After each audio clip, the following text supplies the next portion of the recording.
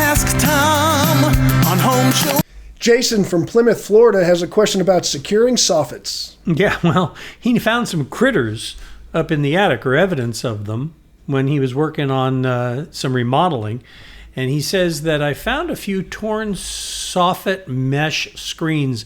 I think, Tom, this is probably a detail you see more in Florida than you would here in Texas. Because if you look at this, you can see up there where there's a mesh screen going along on the soffit. Yes. I said the house was built in the 80s with a wood frame and brick veneer. And he wants to know, what would you recommend?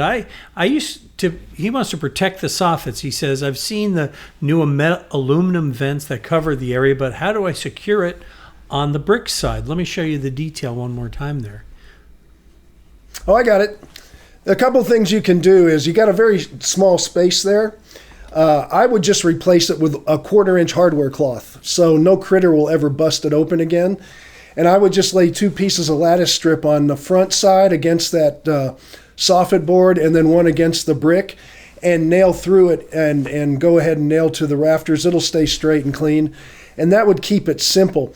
If you wanted to work in a couple of pieces of thicker plywood that would span so you don't have to worry about attaching it to the brick, it just butts up to it. If you want to caulk it, you can, but we're talking about critters, not little ants. I mean, they're going to get in no matter what if they want to.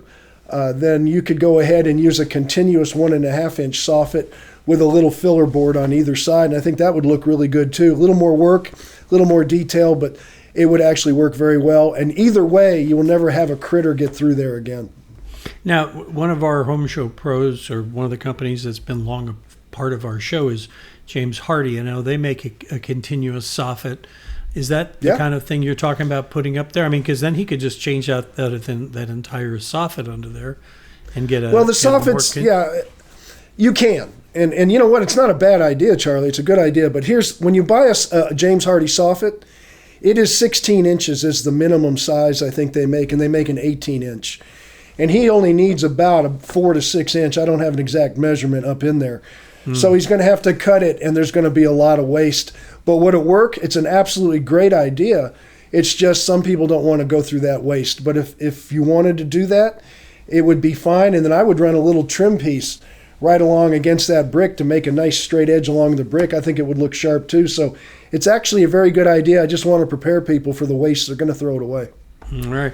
We don't want you to throw away your hope in getting help. Click on that Ask Tom button. It'll take you to this page. You can decide whether you want to write to us or send a video. If you send us, you write to us, you can attach a picture just like we just saw there, and it helps us do a better job answering your questions.